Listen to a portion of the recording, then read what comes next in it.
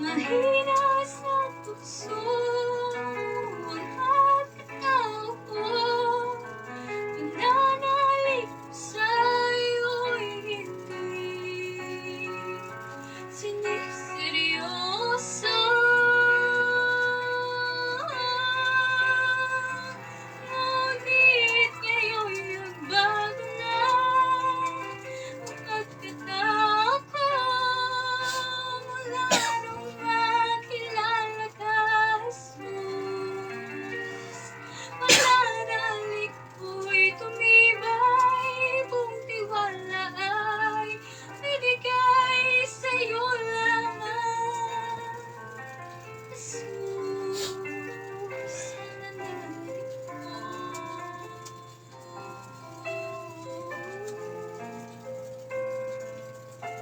Sa'yo lamang, Jesus, pananalig ko.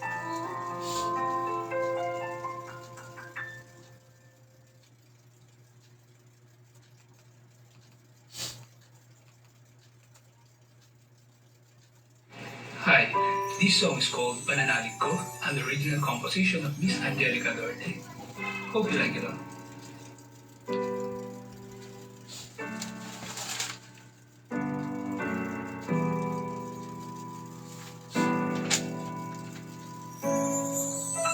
Noong wala ka pa sa buhay ko,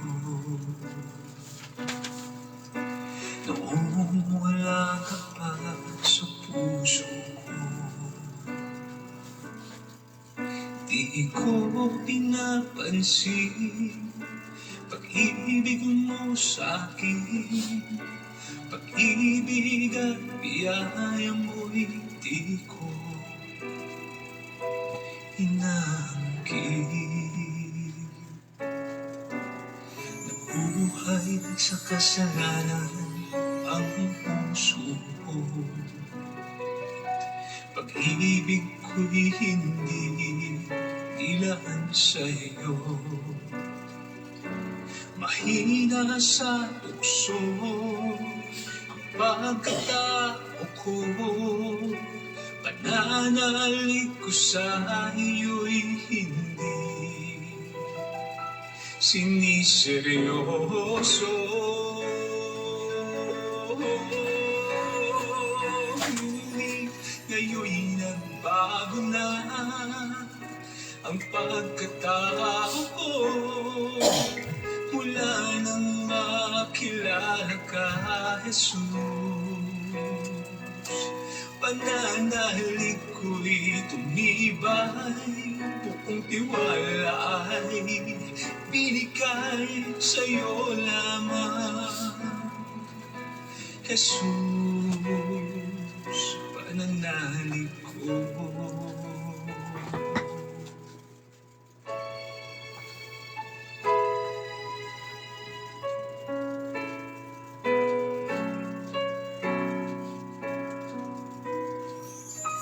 Nabuhay sa kasalanan ang puso ko. Pag-ibig ko'y hindi nilaan sa'yo. Mahina sa tukso ang pagkatao ko. Pananalig ko sa iyo'y hindi siniseryoso. Ngunit ngayon'y nagbago na ang pagkatao ko. Mula nang makilala ka, Jesus, pananalig ko'y tumibay, buong tiwala ay binigay sa'yo lamang. Jesus, pananalig ko.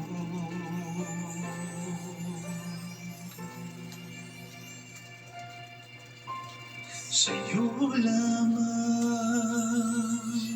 Jesus.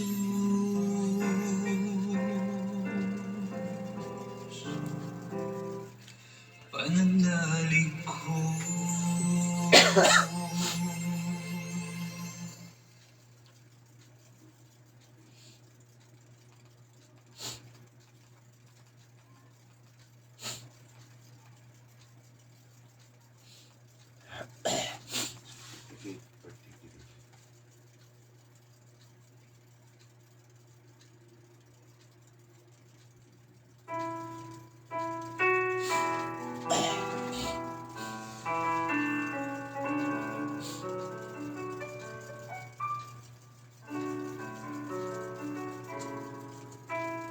Purihin ang Diyos na makapangyarihan sa lahat.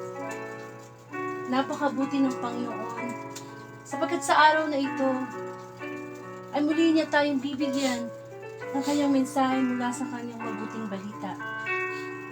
Tunay na Panginoon, ang pinakamahalagang biyaya sa bawat araw na ipinagkakaloob mo ay ang spiritual na pagkain. Sama-sama po tayong lumapit na may kababaang loob, magnilay, maisabuhay ang mabuting balita. Sa ngalan ng Ama at ng Anak at ng Espiritu Santo. Amen.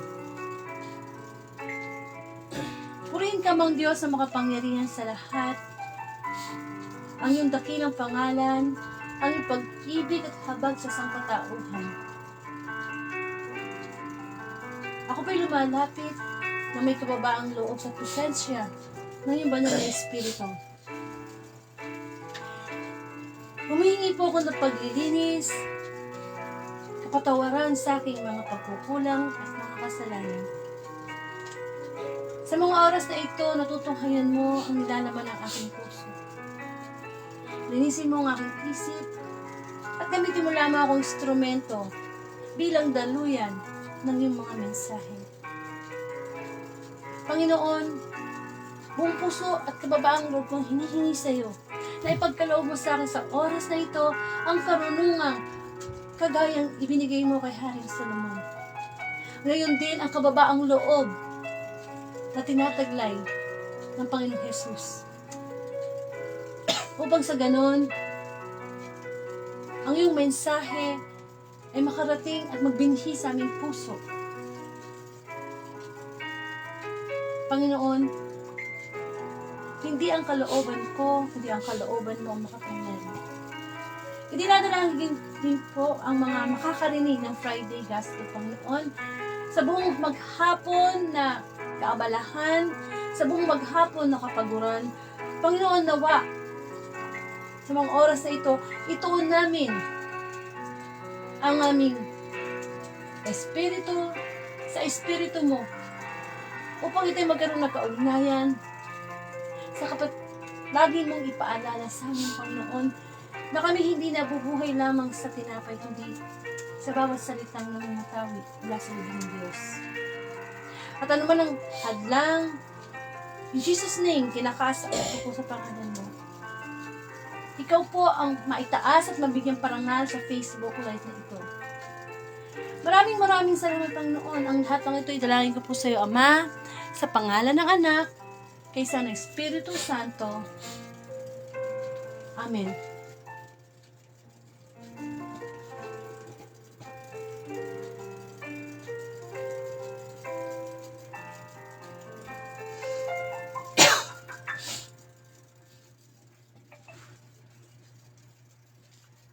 Bigyan po natin ng parangal ang mabuting balita. Hallelujah, hallelujah, hallelujah. Pinupuritan namin, Panginoong Jesucristo. Hallelujah, hallelujah.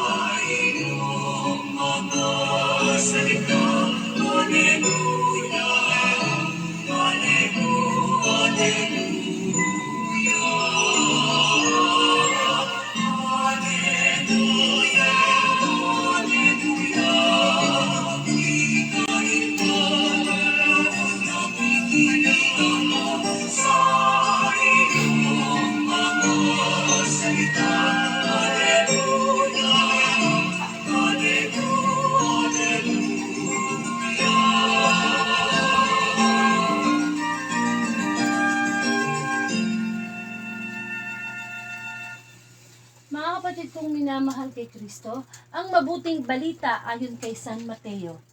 Papuri sa iyo, Panginoon.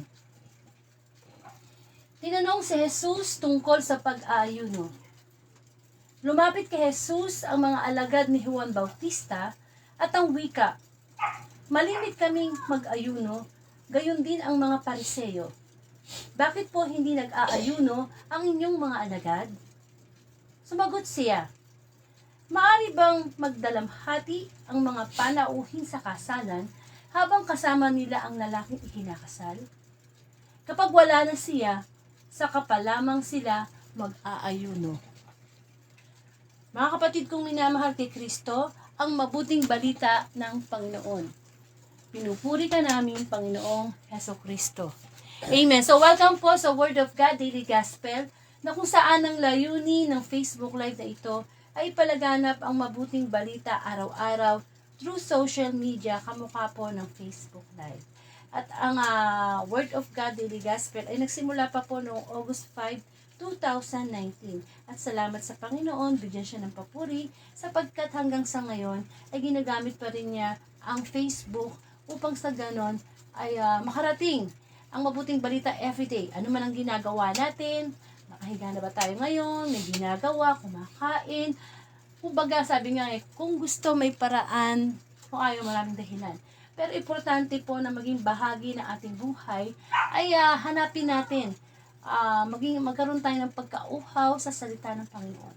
Huwag po tayo makontento na tuwing linggo lang po tayo nakakarinig ng mabuting balita. Kailangan po everyday. Kasi nga po, tayo na may hindi lamang katawan muka. Meron po tayong espiritu at meron po tayong kaluluwa. So sabi nga patay ang pananampalatayang walang gawa. So ibig sabihin nun huwag tayo yung buhay lang pisikal, pero patay spiritual. So ako po si Sister Angelica from Bulacan at isa po kong Katoliko. At ngayon po, maikli lang po yung ating gospel, no?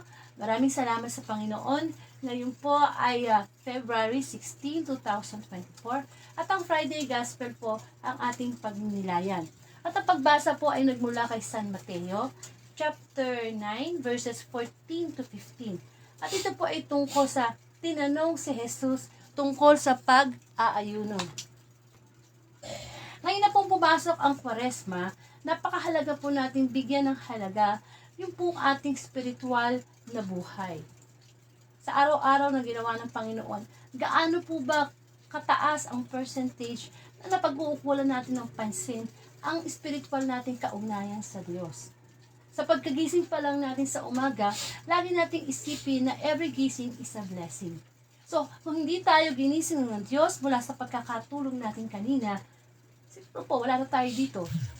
Pero since binigyan tayo ng Diyos ng pagkakataon na gumising sa panibagong araw, dapat pag hindi pa nagmumulat o minumulat ang ating mga mata, nandun na po yung pagpupuri natin sa Panginoon upang tayo magpasalamat sa Kanya. Sapagkat sabi nga, every gising para bang laging nagre-recreate si God. So for 24 hours na bigay ng Panginoon, ang Diyos ay nagbibigay sa atin ng habag. So, ito pong Friday Gospel, tulad nga ng sinabi ko kanina, maiksi lang siya, pero makahulugan, lalo na ngayong panahon ng Kwaresma. And of course, kamukha po kayo ay nakinig ng Gospel kahapon, yung Thursday Gospel, binanggit nga po dito, yung, lalo na pumasok na yung February 14, yung Ash Wednesday, napakahalaga para sa ating mga Katoliko, yung tinatawag na prayer, fasting, at saka almsgiving. Sabi nga, sa ating Catholic faith, ang pagpa-fasting ay ginagawa tuwing Ash Wednesday at saka Good Friday. And of course, bakit ba kailangan nating mag-fasting? Ano bang naidudulot na kabutihan sa atin ang pag-fasting? Alam po nyo yung pananalangin, paglilimos at pag-aayuno, magkaka-ugnay po yan Mahirap po kasi na mag-ayuno ka kung hindi ka muna nananalangin, o kaya mahirap din mag-ayuno kung hindi ka magkakaroon ng pagtulong sa iyong kapwa. Pero ang mga bagay na ito, lalo na sa panahon ng Kwaresma, na ginagawa natin mga pananalangin, pag-aayuno, pag-fasting, or paglilimos, yan ay hindi dapat pakitang tao lamang. Sapagkat sinabi nga ng Panginoong Jesus, mga mapagpaimbabaw kayo. Amen? O halimbawa na lamang, yung mga Pariseyo, pinansin nila ang mga alagad ni Kristo, bakit kumakain, hindi naghuhugas ng kamay. Yung sinasabi ni Kristo na, mga plastic kayo. Okay, sumusunod kayo sa mga kautusan, naghuhugas ng kamay, pero deep inside, hindi naman ginagawa talaga ang kalooban ng Panginoon. Sinasabi nga ng Panginoon na para kayong mga nicho na maputi lamang sa labas, ngunit sa loob ay puno ng kabulukan. Na sa gospel na ito, mas binibigyan ng partikular na mensahe ng Diyos ang pag-aayuno. Kasi, yung pananalangin, lahat ng tao magagawa yan eh. Hindi ba? Lalo kapag nagsisimba ka, madaling manalangin, madaling magdasal, lalo na kung may problema ka, lalo na kung meron kang hihingin sa Diyos, talagang madaling magdasal. Kasi it's more of a saying eh. Magsasalita ka lang, salita. Of course, pag nagpipray ka, nakikipag-usap ka sa Diyos. At kapag tayo ay nagbabasa ng Bible, ang Diyos naman na nakikipag-usap sa atin sa pamamagitan ng kanyang mga salita. O kaya pag ganito, nakakarinig kayo sa mga YouTube, sa mga Facebook Live, ng mga ganitong gawain, nakikipag-usap ang Diyos sa atin. So, kamukha ng pagsisimba natin tuwing linggo, nakikinig tayo sa homily. At sino bang ginagamit ng Diyos para magbigay ng mensahe niya sa homily? Yung pare. O sa mga ganitong gawain, sino ba yung ginagamit ng Diyos? Yung ginagamit yung tao para ipadaan yung kanyang prophetic voice para bigyan tayo ng mensahe. Amen? Eh, hindi naman bababa ang Diyos para siya mag-Facebook Live. Hindi naman bababa ang Diyos para siya pumunta sa simbahan at mag-holy. Amen? So, pag-aayuno. Gaano to kahirap at gaano to dapat ginagawa? Sa ating mga Katoliko, bakit pag mahal na araw lang tayo, talagang nag-aayuno? So, ang pag-aayuno ay dapat hindi lamang tuwing mahal na araw. Kinakailangan nga ito ay araw-araw. Bakit? Sapagkat tayo ay araw-araw nagkakasala. At ang pag-aayuno, ibig sabihin ito, meron dapat self-denial. Diba? Kasi i-develop mo dito yung self-discipline mo eh. Yung pagtitimpi mo. At kaya tayo ay nahuhulog sa kasalanan sapagkat wala tayong self-discipline. Pagpipigil sa sarili. Ang pagpipigil sa sarili ay isa sa mga bunga ng banal na espiritu. At yan ay mahirap gawin. Bakit? Sapagkat naglalaban yung flesh and spirit. Yung bang gusto ng katawang lupa mo, pero espiritu mo. Ayaw. Hindi pwede. Amen. At of course, yung mga practice na ginagawa natin, yung mga devotion, pagdadasal, pag-aayuno, ano yan eh, more of action, pinapakita. Pero anong sabi nga ng Panginoon, kapag kayo nag-aayuno, dapat huwag kayong magmukhang, alam mo yon, yung mukhang kawawa, mukhang, alam mo yun, parang talagang obvious, syadong obvious na nag-aayuno ka. Dapat nga yung magulo yung buhok mo, hindi malinis yung damit mo. Amen? Pagka, kung gano'n na itsura mo, masyadong obvious. Pero sabi nga kailangan maging maayos sa itsura mo, yung bang hindi halatang nag-aayuno ka. Sapagkat ang pag-aayuno, dapat ginagawa yan ng secret. Secret. Yung ang tanging ang Diyos lang nakakaalam na nag-aayuno ka.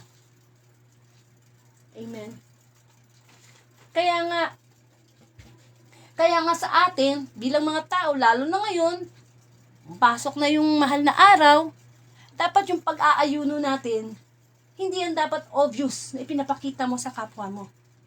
Okay, so, pag-aayuno, ano yung mga dapat nating ipag-ayuno, ipa-fast sa atin? Kasi ang pagpa-fast, yan ang pinakamabisang magagawa natin para tayo ay makaiwas sa paggawa ng kasalanan.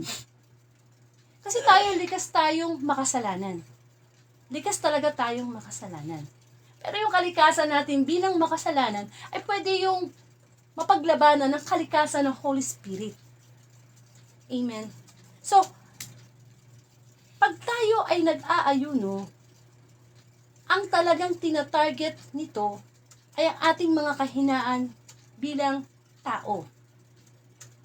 Kasi, halimbawa, ang pagfa-fasting na gagawin mo ay tungkol sa pagkain. Kasi, kaya nga may kaugnayan ang pag-aayuno sa paglilimos at pananalangin. Kasi, halimbawa, napakatakaw mo sa baboy. Napakatakaw mo halimbawa sa matatamis. Yung mga pagkain na nakakasama sa kalusugan mo, lalo na yung mga junk food, mga instant food, uso na ngayon yan. Pag nahon ng fasting, kailangan mo i-give up yun. Halimbawa, itong araw na to, sige, hindi ako kakakain ng sobrang, kapalagyan na natin, itong araw to, hindi kakain ng karne. So magkano yung matitipid mo doon? Imbis na karne, kakain ka na ng isda o gulay. Yung matitipid mo doon, ibibigay mo yun sa mga nangangailangan. Yun ang sinasabi na self-denial. Yung bang gusto mong kumain ng masarap na pagkain, pero hindi mo kakainin, isa-sacrifice mo yung gusto mo, yung tawag ng laman mo, at yung matitipid mo na pera, ibibigay mo sa iba. Imbis na ikaw yung mag-enjoy. Kasi alam nyo, tayong mga tao, bakit pa tayo nahihirapan mag-fasting? Kasi, syempre, masarap ang kasalanan. Madaling gawin ng kasalanan. Maginhawang pakiramdam ang magkasala. Di po ba? So, yung pag-fasting, ang laking factor yon para tayo ay unti-unti lumayo at mawala ng pagkakasalang lagi natin ginagawa. So, kaya nga magkakapatid dyan eh. Yung prayer, fasting, at saka almsgiving. Kapag nag-fasting nga, halimbawa may natipid kang pera dahil nga sa, sinupil mo yung kagustuhan mo, nagpigil ka eh. So, halimbawa may natabi ka na 100 pesos sa araw na yon. So, may karuktong ngayon yun sa almsgiving. Ibibigay mo ngayon sa nangangailangan. Of course, with prayer. With prayer. Kasi dapat, alam natin na ginagawa natin yun nang may pagpapasalamat at pagpupuri sa Diyos. At kapag tayo ay almsgiving, nakakapag-fasting, nabibigyan natin ng pupuri ang Panginoon. Kasi, tulad nga ng sinabi, madali na magdasal, madaling magsimba, madaling maglingkod sa simbahan, maging lay minister ka, maging lector commentator ka, madali lang yan eh, nakikita yung panlabas eh.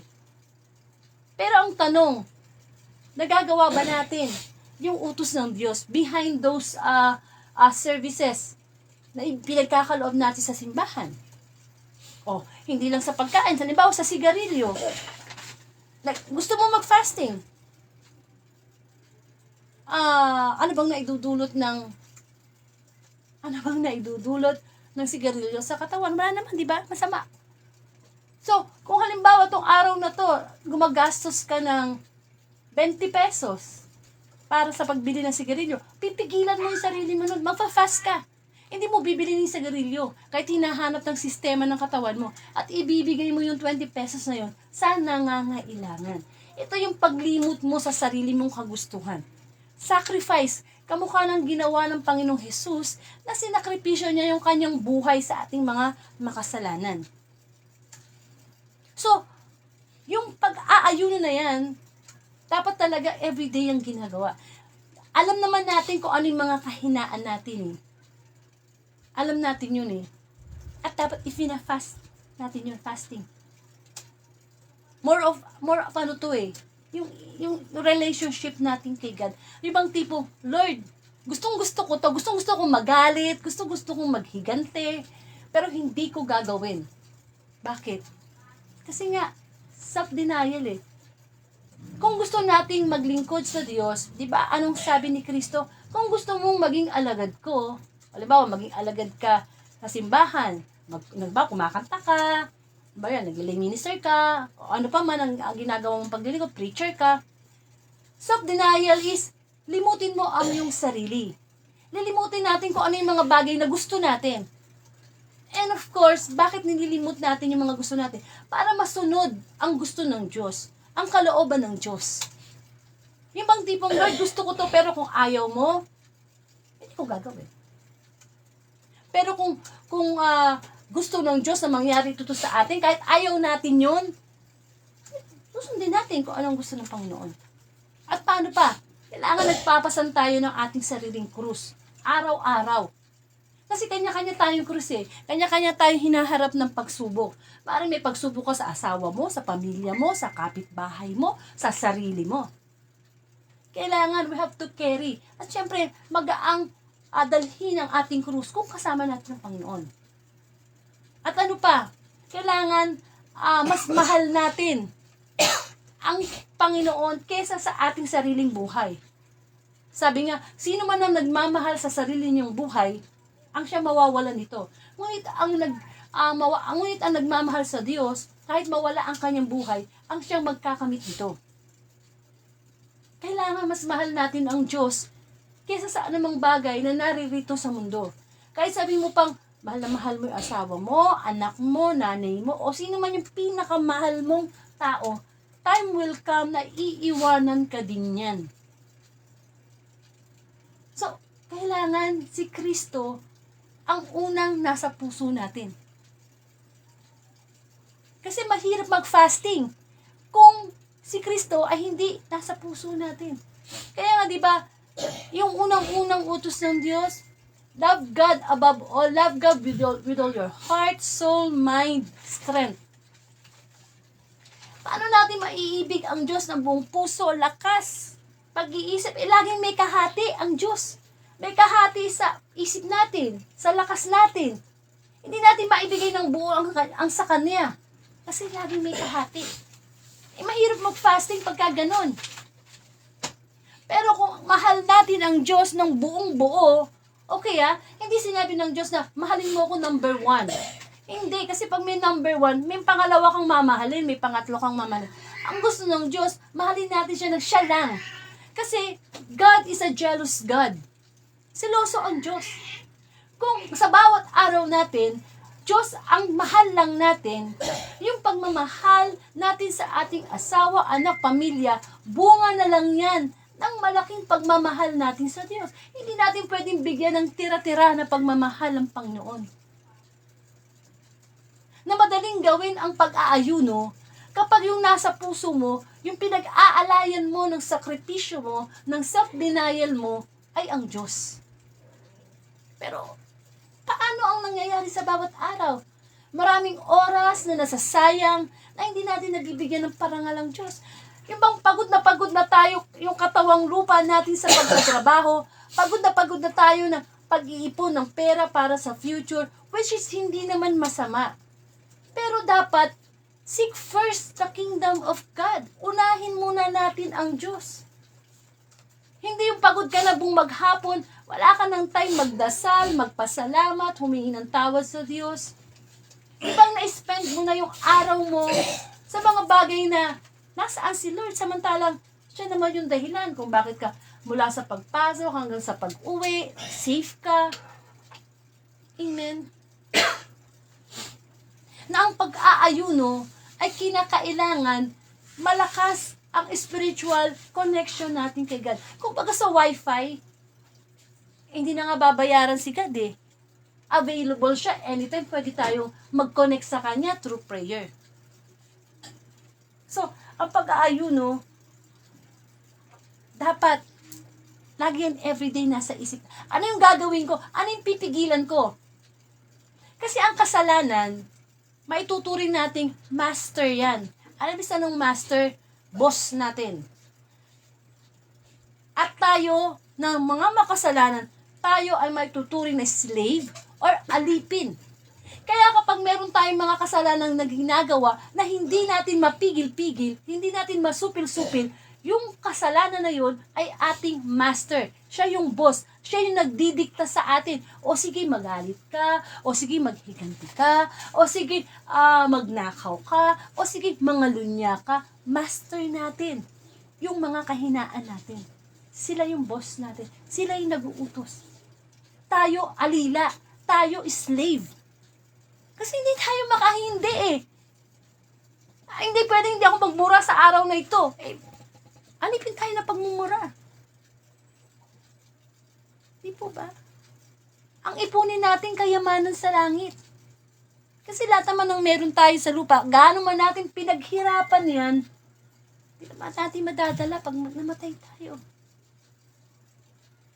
Diba? Sa buhay natin, dapat alam natin bakit tayo gumigising sa bawat umaga. Ano ba, para magkape lang? Hindi. Gumigising tayo sa bawat umaga, hindi para kumain lang, magtrabaho, mag-ipon, ganun. Pag natulog, ganun na naman. Hindi. Meron tayong vision, meron tayong mission. At yun ay, una, bigyan ng parangal ang Diyos na nagbibigay ng bawat umaga sa atin. Hindi natin na alam kung kailan tayo kukunin ni Lord. Okay, kung kailan darating uli si Lord na parang magnanakaw para sa paghuhukom.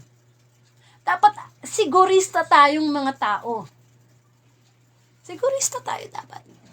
Mas binibigyan natin ng halaga ang ating kaluluwa kaysa sa ating katawang lupa. Yung bang tipong talagang problema ko sa bawat araw. Ang problema ba natin yung walang pera, walang trabaho, broken relationship, pagod sa maghapon? Hindi eh. Ang totoo nating problema, paano tayo makakapasok sa kaharian ng Diyos? Di po ba? Kasi yun ang totoong buhay eh. Dito nakiki-apartment lang tayo. Lahat ng meron tayo, pinapahiram lang ng Diyos. Temporary lang. Kaya hindi natin dapat dinidevote ng husto yung time natin doon. Na ang pag-aayuno, malakas nating magagawa yan kung tayo ay connected kay God.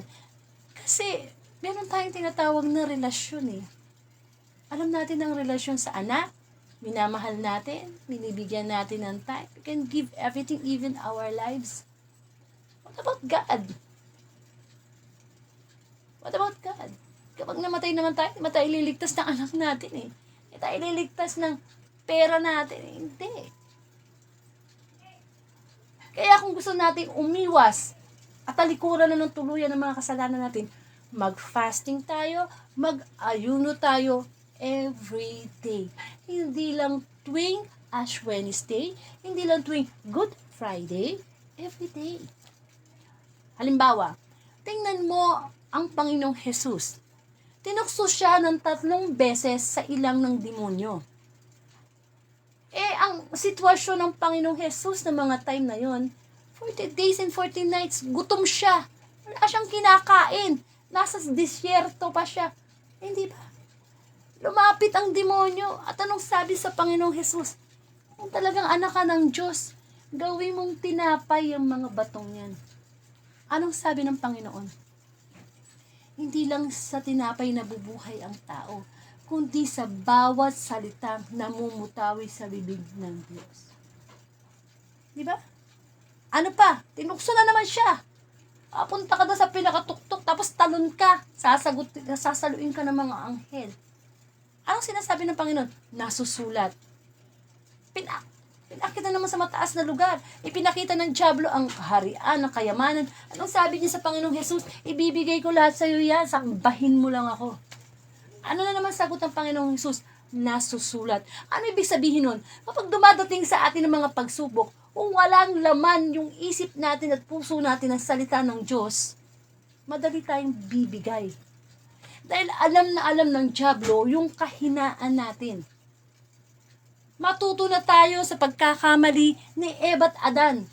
Paano ba sila nahulog sa pagkakasala? Sa tawag ng laman. Hindi ba sabi nung ahas, tikman mo yan. Yung bawal na bunga na yan, sabi niya kay Eva. Syempre sa paningin ni Eva, ang ganda ng bunga, nakakaakit, parang ang sarap kainin. Tapos sasabihin pa ng dyablo na, pag kinain mo yan, magiging parang Diyos ka. Kaya tayo, tinutukso tayo ng dyablo sa ating mga kahinaan sa laman. Yung pangangalo niya, pakikipagtalik sa ibang, di ba, sa hindi mo asawa, sa galit, yung mga emotions natin, dyan tayo tinatouch ng dyablo. Kasi, prone tayo dyan eh. Kaya nga diba dapat, ang dapat nananahan sa atin, o templo ng ating katawan, dapat ang banal na espiritu. Sapagkat ang banal na espiritu, makakatulong yan sa pa-practice natin ng fasting. Kasi ang bunga niyan is love, joy, peace, self-control, kindness, goodness. Amen. So, yung pala yun. Yung pala yun, no? Fasting. Huwag kang makontento na nagdadasal lang. Huwag kang makontento na tumutulong ka lang sa kapwa. Kasi minsan yung pagtulong sa kapwa, minsan, di ba, naghahanap ng maging sikat, o mapasalamatan ng sariling kapwa. Di ba, sabi nga, pag nananalangin ka, dapat do it in secret. Diyos lang nakakakita. Gumawa ka ng kabutihan, huwag mo ipagmayabang. Hindi dapat malaman ng kanang kamay yung tamang ginawa ng kaliwa, o yung tamang ginawa ng kanang kamay, hindi dapat malaman ng kaliwang kamay. Amen. Isa sa atin, alam natin kung ano yung kahinaan natin. At mula sa kahinaan yan, doon tayo mag-concentrate. Kung matulungin ka ng tao, okay na yan. Kung ikaw ay mapagmahal na tao, okay na yan. Paano naman yung kahinaan mo sa ibang bagay na nagtutulot sa kasalanan? Palamura, mapagtanim ng galit, di nagpapatawad, pagnanakaw, di pagsisimba. Actually, nabanggit natin pagsisimba. Bilang Katoliko, kailangan tayong magsimba tuwing linggo. Kasi, natuturing na mortal sin yan. Huwag tayo makukontento na in anyway. God is everywhere. God is, kapatid naman. Oo, God is everywhere. Pero kaya nga tayo merong tahanan ng Diyos which is ang simbahan. At ang pagsisimba is the highest form of worship. Kaya kapag ikaw ay umalis sa Catholic faith at nagpunta ka sa ibang sekta, nilalayasan mo yung pinakamataas na pagpupuri. Kasi sa pagsisimba, nandoon ang 7 sacraments ng Katoliko. At isa na doon yung, di ba, yung baptism, yung confession. So, pag lumipat ka, hindi, yun, highest form of worship. Ano lang yun, prayer meeting lang yun. Hindi po ba? Pag-aayuno, dapat tayo ang umaalipin sa kasalanan. Yung kasalanan dapat ang sumusunod sa atin. Nasabihin natin hindi na pwede, hindi ko na gagawin yan, ayoko na yan. Dapat tayo maging master. Bakit? We have our free will. May kalayaan tayong pumili ng mabuti at ng masama. Kaya lang tayo lagi nahuhulog sa kasalanan. Kasi gusto natin yun. Gusto natin. Human will, hindi God's will. Kasi nasisiyahan tayo. It gives us satisfaction. At mahirap pumasok yung pag-aayuno dun kapag laging natin iniisip yung gusto natin. Kasi yung gusto natin, usually makalaman yan. Kaya nga si Kristo, makikita natin sa kanya yung humility. Kahit binabati-batikos na siya ng mga Pariseo, sinasabihan siya na, kaya lang naman nakapagpapagaling at nakakagawa ng Himalayan. Kasi galing ang kapangyarihan sa prinsipe ng demonyo, si Beelzebul. Sa panahon ngayon, marami nang finifeed ang social media na nakakapag-attract sa tawag ng laman. Kaya kung hindi tayo makakarinig ng mabuting balita everyday, magte-take over. Kasi itong mundo ito, naghahari ngayon si Satanas Puro mga material na bagay ang gagamitin. More money, more money, more money, hanggang sa magkasakit na, wala nang panahon sa Diyos. Yung kayamanan na dapat ang salita ng Diyos, ang inuuna natin, nawawala Bakit? Kasi yun ang nakikita natin sa social media Diba? Na para sa iba ang pakikinig ng mabuting balita everyday, corny yan. Pagpapaalala tayo ng Diyos. Hindi na tayo nasa panahon ni Kristo na kailangan pa niya sumakay sa bangka para makapunta sa ibang ibayo, lumakad sa umakit ng bundok para maibahagi ang mabuting balita. Dito, upo ka lang, higa ka lang, makikinig ka lang. Apakadali na. Pero bakit tinatamad tayo? Ano ba yung tamad? Isa yun sa mga deadly sin. Isa sa mga deadly sin, tamad ka pagdating sa Diyos. Pero pagdating sa chismis, pagdating sa mga walang kakwenta-kwentang palabas, andun ang atensyon mo. Hindi sapat na ang Diyos, ano ba sa bawat araw sa'yo? O baka naman naalala lang natin ng Diyos. May kailangan tayo. O ginagawa lang natin fasting kapag may sakit na tayo. Ay, may sakit na ako, hindi na ako kakain ng ganito, hindi na ako kakain ganun. Nagpa-fast na, nagbabawas na ng pagkain. Di ba health is wealth? Hindi na ba hindi ka maraming pera, pero yung kalusugan mo, nandoon. Marami kang pera. Naubos naman yung pera mo kakaano sa mga gamot, mga doktor. Itong katawang lupa na to, ang bawat bahagi ng ating katawan, sabi nga ni Kristo, gamitin natin to praise Him. Hindi yung kamay natin, ginagamit natin sa pananakit ng ating kapwa, yung mata natin, ginagamit natin sa panonood ng mga pornografiya, yung bibig natin, ginagamit natin sa pagmumura. Sabi nga hindi na baling mapunta ka sa langit, kulang-kulang yung parte ng katawan mo, pero hindi mo nagamit sa kasalanan. Kaya mapunta ka naman sa impyerno, buka nga. Pero lahat naman yun nagamit mo sa pagkakasala.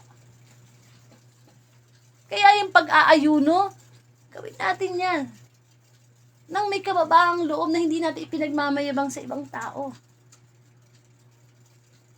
At kapag yung pag-aayuno yan, everyday natin ginagawa, hindi natin mapapansin, nagdi-decrease na yung tawag ng laman at nag-i-increase na yung banal na espiritu sa atin.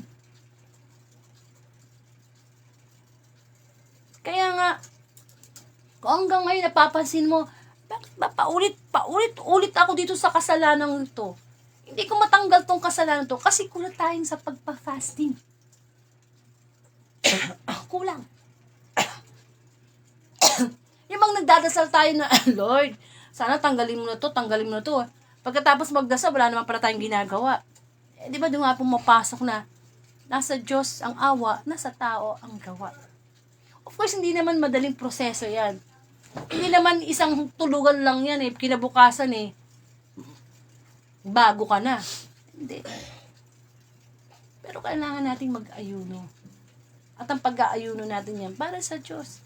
Actually, sinasabi lang natin para sa Diyos, pero sa totoo lang para talaga sa atin yun Kasi sa Diyos, nasa Kanya ng lahat Nasa Kanya ng lahat Pero hanggat nabubuhay tayo, kinikare ni God yung ating soul, yung ating kaluluwa.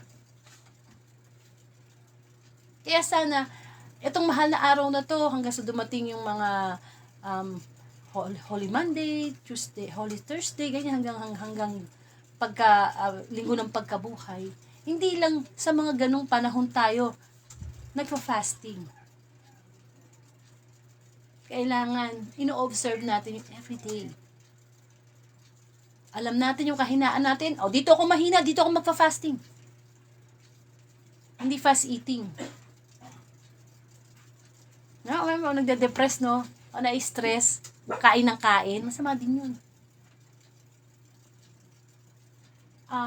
Gluttony, tama ba yun? Gluttony, tama ba yung pangga? Gluttony yung katakawan. Glutinous rice. Ano yun So, di ba? Nakakala mo, kain ka na ng kain Minsan, hindi mo na kailangan.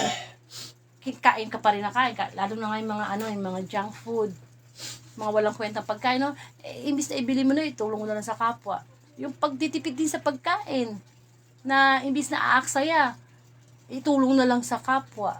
Kasi may may connection yun Yung mga ipinipigil mo sa sarili mo, hindi mo na ibibigay sa sarili mo, ibibigay mo na sa mga nangangailangan. Yung paglilimos, minsan nga may lalapit lang sa'yo bibigyan mo lang ng piso tinitingnan mo pa mula ulo hanggang paa Pag may humihingi sa yung tulong na ganun, makita mo na si Kristo ang nagbabalat kayo sa pulubin na yun. Sabi nga, ano bang gusto mo? Ikaw yung puluboy, ikaw yung magbibigay. Ibang tipong nabibuhay ka, iinis na, tatahimik ka na lang. Fasting yun. Pinipigil mo. Self-control. Ang daming bunga ng banal na espiritu, pero yung self-control, doon tayo kulang na kulang. Yung bang iisipin natin lagi, anong gusto mo, Lord? Anong gusto mong gawin ko? Yun. Kasi yung gusto natin. Kasi talagang napapalpak tayo sa gusto natin. Amen. Kaya itong gospel natin ngayon, itong Friday gospel, nagpapaalala sa atin to na ang pag-aayuno, ginagawa ng lihim, ang tanging ang Diyos ang nakakakita. Na ang pag-aayuno, pagsupil sa mga kahinaan natin sa tawag ng laman. Upang sa ganon, alam mo yung salitang fighting spirit? Ibang tipong pagod ka maghapon, pero pagka tungkol na sa Diyos, nabubuhay yung pagkatao mo, lumalakas ka. Kesa naman yung pagod na pagod ka na maghapon, wala na, pati espiritu mo parang tulog na rin. Importante na nafi-feed ng daily gospel ang ating isipan. Malalaki na tayo, alam na natin yung tama at mali. Pero usually mali yung ginagawa natin. Kasi yun ang gusto natin. Darating nga ang panahon na hindi na makikinig ang tao sa salita ng Diyos. Kasi ang paniniwalaan na lang ng tao kung ano yung gusto niya. Ano bang gusto nating mga tao? Pera, kapangyarihan, masasarap. Diba? Doon tayo Pero hindi dapat ganun. Kung si Kristo nagbata ng hirap, sakripisyo, dapat nararanasan din natin yun. Hindi puro sarap. Nakita naman natin, di ba, na pagtagumpayan ng Panginoong Hesus ng mga hirap. Asa na siya ngayon? Nasa glory. Nasa langit. Nasa buhay na walang hanggan. At ibibigay din sa atin ng Diyos yun. Basta makita ng Diyos na mas malaki ang spiritual nating kaugnayan sa Kanya kaysa sa physical. Hindi naman sinasabi ng Diyos na hindi na tayo mangarap, hindi na tayo magtrabaho. Hindi. Ang gusto na ng Diyos, nauuna yung spiritual na buhay natin bago sa physical. Kasi, nagdo-double, triple time na ang tiyablo. Ililigaw niya yung isipan natin. Huwag mo na lang kausapin yung Diyos, pagka na naman na lang, tulog ka na lang dyan. Di po ba? Yung mga kahinaan natin, yan ang sagot. Pag-aayuno. Pag-aayuno, fasting, yan yung sagot. More than prayer, more than pagtulong, fasting. Kasi talagang, yan yung magiging susi na iiwas hanggang sa mawala na yung ating mga kasalanan. Kaya pinagninilay tayo ng Panginoon. Kung ano ba talaga? Gusto mo ba talaga na patuloy ka dyan sa kasalanan yan? Sige, sigarilyo ka pa rin, alak pa rin, junk food pa rin, galit pa rin hanggang ngayon. Senior citizen na, may kagalit pa. Ano yan mga kahinaan natin bilang mga tao yan At hindi natin agad yan matatanggal kung nakatutok lang tayo sa ating mga kahinaan. Kailangan kumikilos tayo sa tulong ng Panginoon. Sabi nga, we can do all things through Christ who strengthens us. Wala tayong magagawa kung hindi tayo tutulungan ng Panginoon. Kailangan natin ang tulong ng Diyos. Amen. Sana mapagnilayan natin yan oo nga gusto kong mawala to, mag-ayuno tayo. Karoon po tayo ng closing prayer.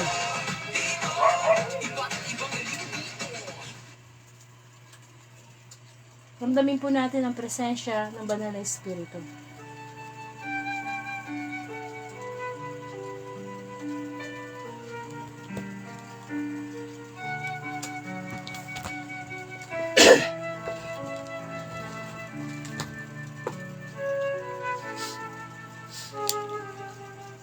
Salamat Panginoon sa pagpapaalala muli sa amin ng aming mga kahinaan bilang isang tao.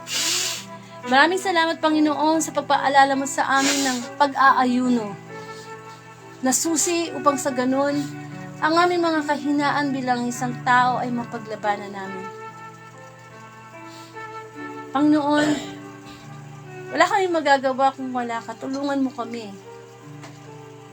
Magkaroon kami ng self-denial, ng self-discipline, ng self-control, na ang aming mga gagawin ay ialay namin sa iyo. Salamat, Panginoon. Batid mo ang aming mga kahinaan na nagdudulot para hindi kami magpigil sa kasalanan. Pagalingin mo kami spiritually, Panginoon, na sa mga oras na ito, damhin namin ang iyong pagpapagaling. Pagpapagaling online, i-touch us, O Lord, yung aming mga kasalanang patuloy na ginagawa. Tulungan mo kami, Panginoon, na ito'y mawala sa tulong mo. Nahihirapan na kami sa mga kasalanang ito na nagiging dahilan para kami maging alipin.